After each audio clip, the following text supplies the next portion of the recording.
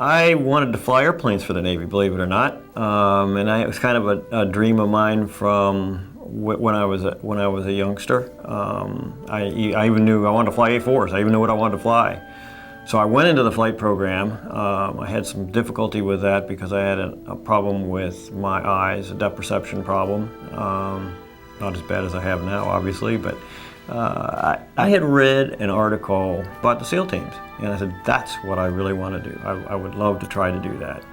Thankfully, I was able to be transferred from the flight program into the Naval Special Warfare. On April 10, 1972, Lieutenant Thomas Norris was serving in Quang Tri Province, Vietnam. The 28-year-old Navy SEAL was leading a 5-man rescue mission in search of 2 downed American pilots, one of whom possessed critical strategic information that dared not fall into enemy hands. The 2 men had landed deep within treacherous enemy territory and were surrounded by 30,000 North Vietnamese troops. After repeated rescue attempts by air failed with major losses of helicopters and men, Norris and his elite team of SEALs were called in to undertake the perilous rescue on the ground. Our mission was to swim up the Mugang River and contact one of the pilots, Mark Clark, which said he could get to the river and float down it.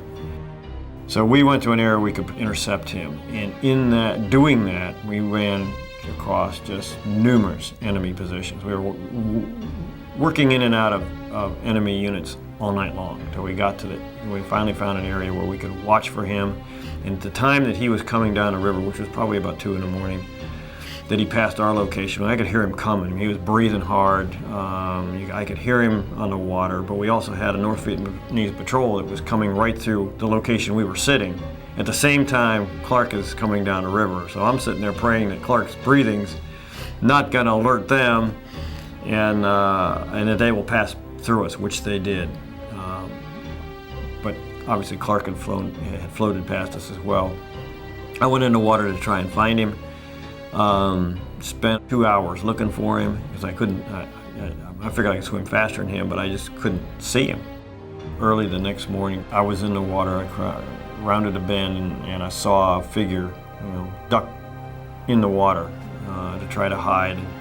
I knew it was him, and so I just took off my hat and took off put my gun behind me and just started talking to him and giving him information that he would be familiar with that the Vietnamese would have no way of knowing, and slowly trying to convince him that we were good guys and to come on out. So we got him back to our forward base right away, took him in and took care of him. I got my guys to clean up their gear and get ready to go for the next night. And at that time we got hit by mortars and rockets. We got hit heavily. As a matter of fact, it wiped out probably half of that Vietnamese unit that was there. And those people, they started seeing their buddies get blown away and they just froze. So it took probably about an hour and a half of that attack before we got it stopped. And I lost half of that group that quick, during that attack. The next 2 days we worked on trying to recover Hamilton. Were unsuccessful. I couldn't locate him. During this time, the Air Force was putting in other airstrikes. They put in 52 strike to try and reduce the amount of North Vietnamese there. Forward Air Controller called me and said, this guy's not making it. He's not making his calls on the time schedule he's supposed to.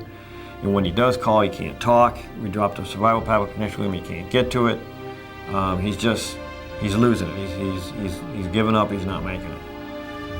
I said, okay, we're going in after him that night. Asked one of the Vietnamese that was with me, a fellow by the name of Kit. I told him I was going after this guy, and he said, if you go, I'll go. And so I said, okay, but I can't. I'm not sure neither one of us are coming back. And so what's out there. We patrolled through enemy units till we got to a village, found a seaworthy sampan, got in that and started paddling upstream. We went by numerous enemy positions. We went through guys that were guard posts that were asleep. We just paddled right by them. I knew where I was. I knew what the forward air controllers had told me where Hamilton was in relation to where they dropped their survival pack.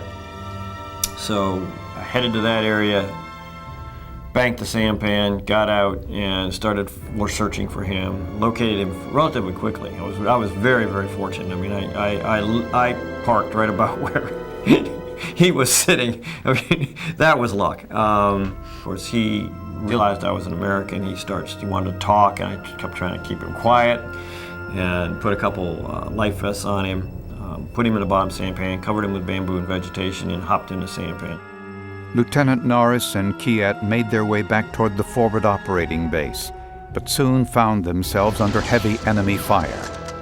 Norris called in airstrikes, which allowed them to evade the enemy and reach their base.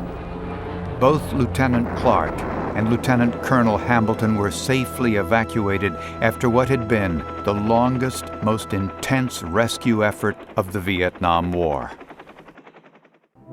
After I was wounded on a mission 6 months later, I was back in the United States. The Navy SEAL teams asked me to do a write-up on what happened so they could recommend it for Medal of Honor action. I didn't agree with that at the time.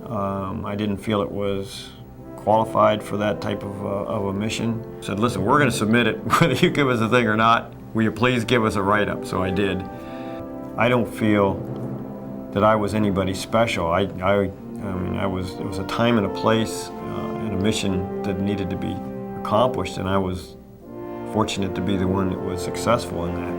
I would like to think that somebody else in my position would have attempted to do the same thing. I'm just a custodian of this medal. I wear it for those out there that deserved it and were never recognized, and the folks that gave their lives for the missions they were sent on and will never be back again.